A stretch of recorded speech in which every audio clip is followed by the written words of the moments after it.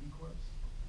So they're for-benefit corporations, and essentially what they do is they go back to their bylaws and they redefine their bylaws to say profit is important, but we also have social and environmental goals that are as important. So if you invest in us, you have to realize we're going to be trying to achieve all of those things, not profit at all costs.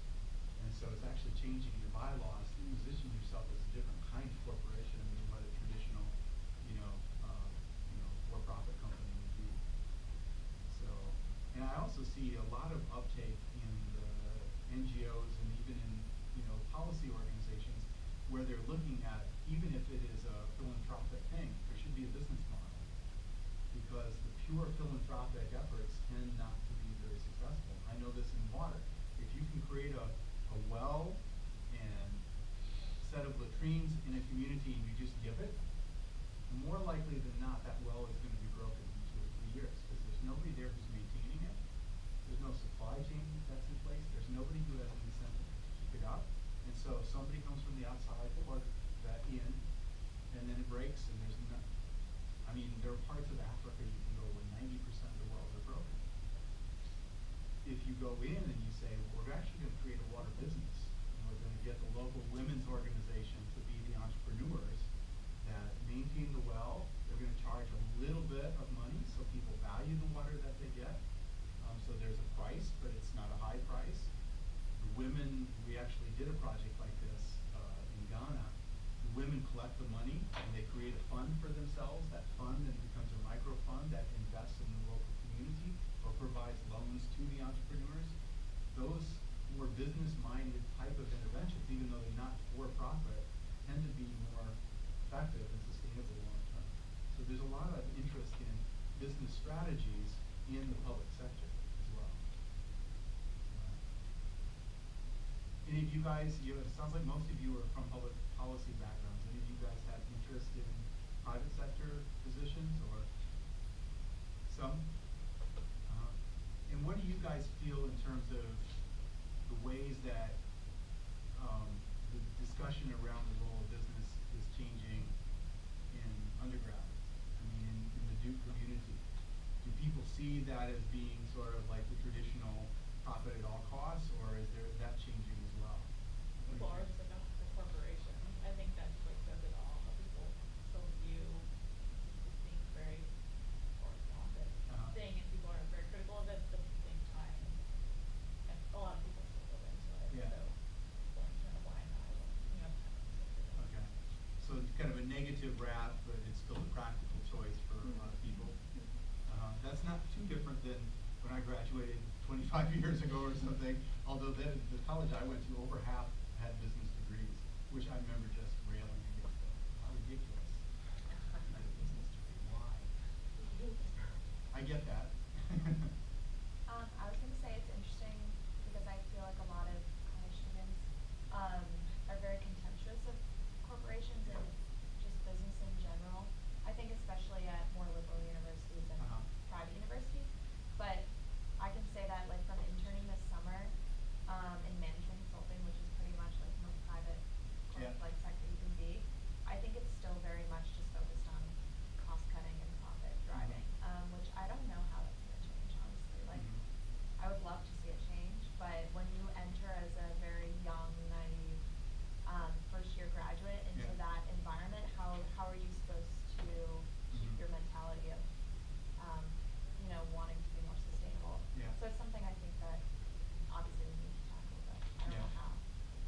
Yeah, I think that's right. It's hard when you first get into a company. I was trained as an anthropologist, so I always feel like I wear my fifth helmet when I go into these environments. Like I just want to understand culturally, how does this place work?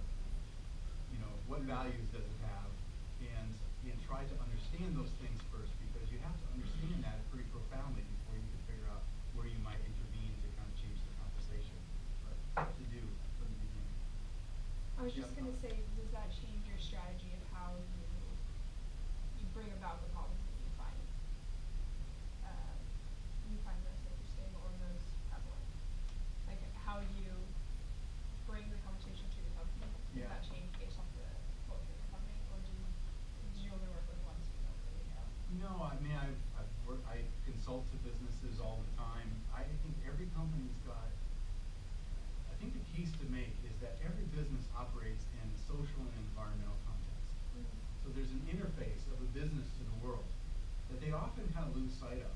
They think of their customers and the markets that they're in, but they don't really think about this broader set of issues that could knock them out overnight. I mean, look at the coal industry. Not just a company, the whole industry essentially went belly up in a period of 5 years, right?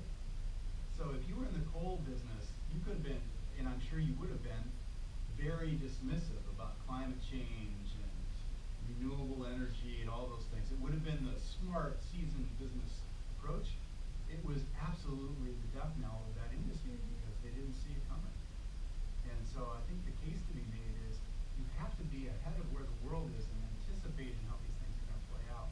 And then you have to say, okay, as a business, how do we either capture the opportunities or at least minimize the downside risk of those things coming to roost here? You know, Volkswagen's another one. BP's another one. I mean, there's a big graveyard of these companies that I think got complacent and missed these issues coming at them and end up paying a huge price for it. On the positive side, I mean, I think companies like Nike, I think even Walmart's certainly not a poster child for, you know, all things good by any means, but I do a lot of work with Walmart. Their transformation in terms of how they deal with energy and water and waste and packaging and these kinds of issues, the thing is, when Walmart changes, the whole industry changes. So if you're a supplier, if you're P&G, it does not matter whether you care about climate change or not, or you care about packaging, Walmart now requires it. So suddenly you have to do it if you want to compete in this market. So I think it's always a challenge to find what's the angle, but I think to find for every company you have to find its own kind of line of sight to those issues. And I think it's usually the younger people that see it because they have less of the myopia from having been embedded in the company for 20 years. So I do think there's an opportunity when you come in. You don't have the power to do new things, but you have the power to see things differently. And what I found is even though I was relatively junior when I was at Coke, I got invited into higher and higher level meetings that were really beyond my role because people kind of trusted, like, he seems to be listening to voices we probably should be hearing but don't seem to be. And I think that's kind of what the approach is here. And look, I think it's hard to make change happen in the world.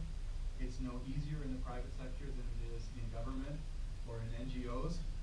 But I do think that there's some unique opportunities when you get into the gears of these systems that cover the world to find a line of sight on these big issues that you can make a big difference. Not every company, not every issue. You're finding the right set of issues in the right company and you can make enormous progress. Good. Thanks, guys. Appreciate the conversation. Thank you.